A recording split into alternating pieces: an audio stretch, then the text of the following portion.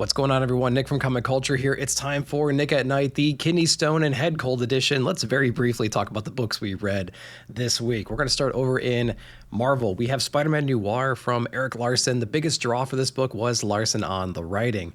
The vibes of the book were great. I think it gave us that great noir feel to it. It had Spider-Man's voice as well. So great idea, great combination of themes in general. And I really had a good time with this book. It was my first Spider-Man Noir comic that I've read, and I had a great time with it. So if you're looking for that cool Spider-Man vibe, you want it in that noir setting, something different than the norm, check out Spider-Man Noir #1. Let me know if you did. Keeping it going with Marvel, we have Chris Condon on Ultimate Wolverine issue number 10. Now, this is more of the same, but there's some new elements in here as well.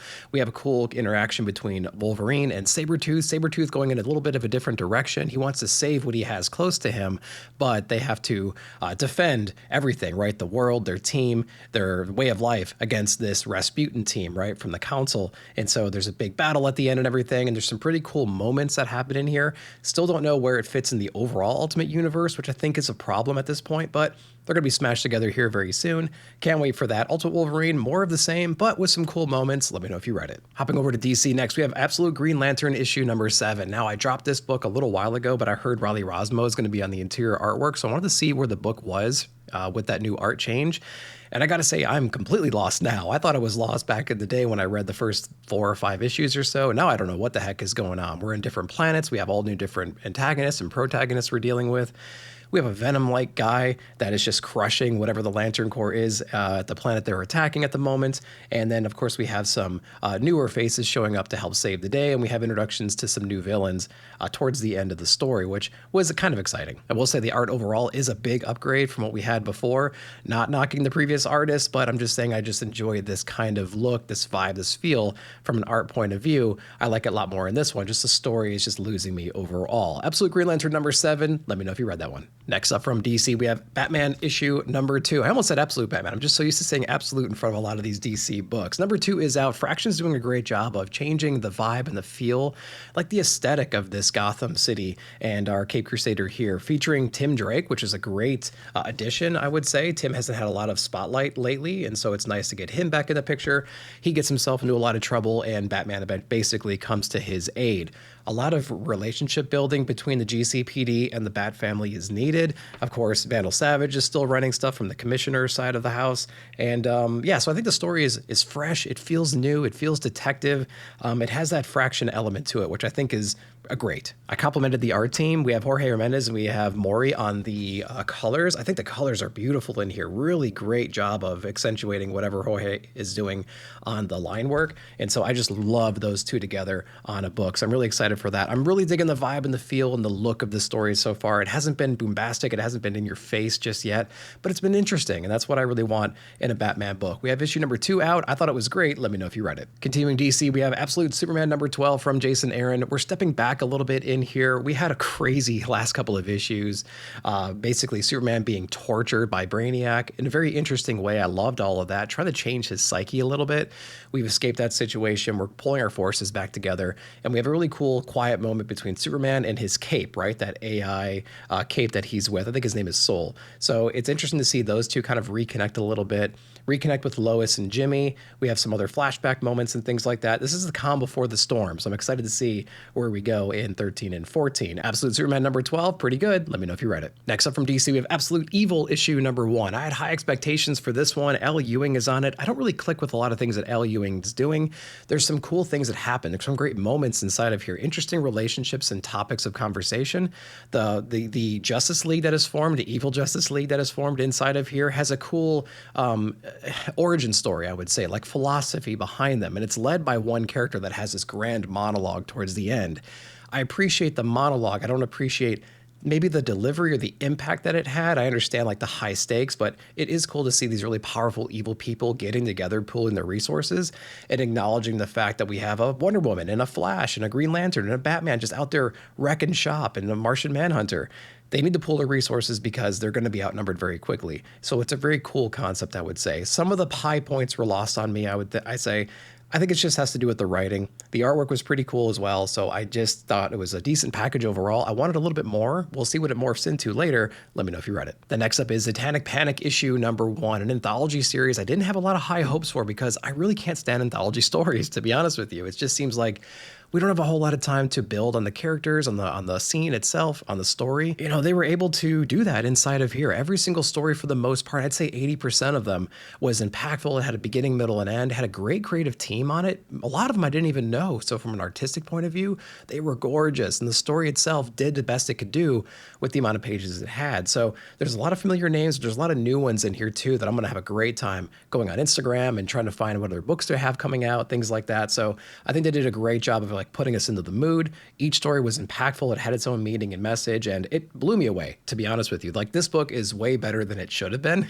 and I am all for that. So Zatannic Panic issue number 1, you got to read this one. Let me know if you did. My first Ignition Press book right here, Stephanie Williams on Roots of Madness issue number 1. So I dove into this one because I kind of like the idea behind it. It's not like voodoo witchcraft kind of stuff, but it is people who deal with crafting potions and things like that, and like maybe into the occult a little bit.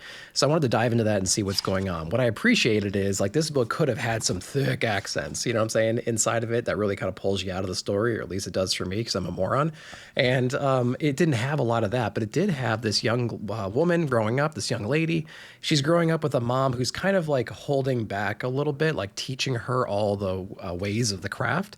So she grows up kind of headstrong, and she comes into her own though, right? She owns her own business and everything, and she's very successful, but something supernatural perhaps is messing with her city right now, her town, and she has to like, gather all of her resources and try to figure out what is going on. And a mysterious stranger comes in and tries to give her some more insight and some more artifacts to look through and whatnot. So, can we trust him? Can we not? That's what this story turns into. It is mostly talking head, and it is a lot of like reflection, things like that. And there's not a whole lot of excitement at all in there, but the artwork is pretty cool for what it is. It's fairly interesting. So if you're into these kinds of stories, I would highly recommend checking it out. It's a great presentation, good artwork and everything. So it was a pretty decent book overall. Let me know if you read it. From Boom Studios, we have The Last Days of H.P. Lovecraft issue number 1. Now, like I said it before, this is a blind spot for me. I don't know a whole lot about H.P. Lovecraft besides the obvious, right, with the kaijus and everything and monsters and whatnot. So I don't really know a whole lot about it, but I went into this one to see what's going on. First off, the artwork is spectacular inside this book, man. It is incredible. We have these great, like, eerie black and white scenes, and then we have all of a sudden on the next page flip or something like that, we get these real dreary, dream-like landscapes. It's almost like a hell purgatory kind of a landscape. And basically the whole story is H.P. Lovecraft on his deathbed. He gets acquainted with this one stranger who's been digging into a lot of his work, and he thinks he found some like clues or some evidence of something that H.P. Lovecraft wrote about or predicted in one of his stories, and it turns into like a is it true or not kind of a situation. It's very trippy, it's very dreamlike, incredible artwork, like I said. It was very interesting. I don't know anything about this, but I'm digging this so far. So we'll see where this one goes. Let me know if you guys read this one down below. Next up from Mad Cave, we have Speed Racer issue number 3. David Pepose on this one, and I'm really loving the writing style that Pepose has on all of his stories right now.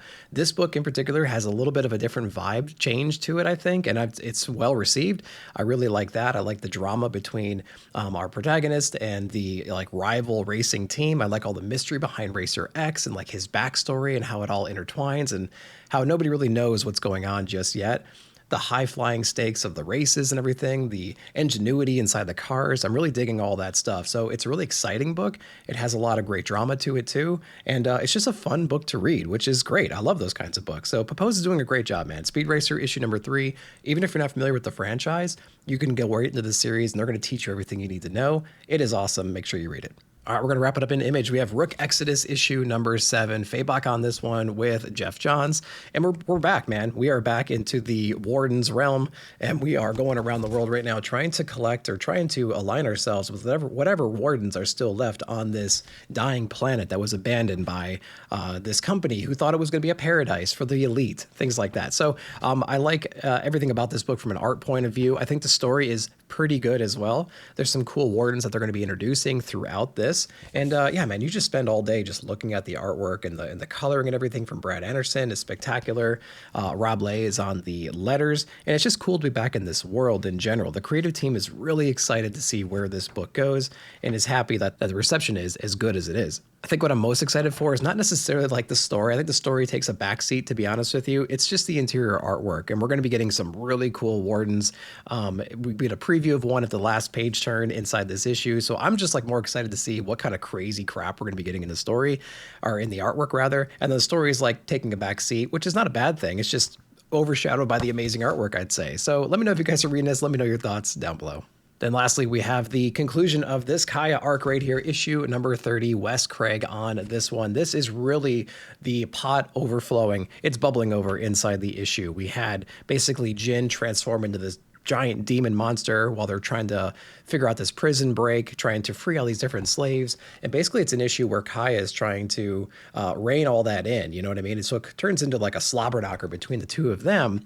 And I think it's setting up the stage for them drifting apart in their relationship that we got teased to several issues ago. So it's going to be cool to see like where we go from here. Kaya's in one direction, Jin's going another direction. He's being manipulated. Kaya can see it, but he can't. So it's that cool kind of thing right there. Interior artwork, it's insane. The coloring shifts between the panels and between the pages, just done so well. So I'm really liking everything that they're doing, everything that he's doing rather, inside of the story. It's telling a really dramatic story. You can catch up very quickly in collected editions, great interior artwork and everything. So I really, really recommend picking up Kaya. We're gonna have a little bit of a break. We have a Colossal issue coming up where we have a bunch of different collaborators gonna be jumping on the book. That's gonna be really interesting. And then we're gonna pick back up in the single issues shortly after that. Great time to catch up on the collected read though, guys. Let me know if you are down below. All right, guys, short and sweet this week. I hope you enjoy that. Let me know what you read and what your favorite books of the week were down below. While you're down there, like, subscribe, share, hit that bell notification to be alerted whenever I put out new videos. Thank you so much for watching. We'll see you in the comments.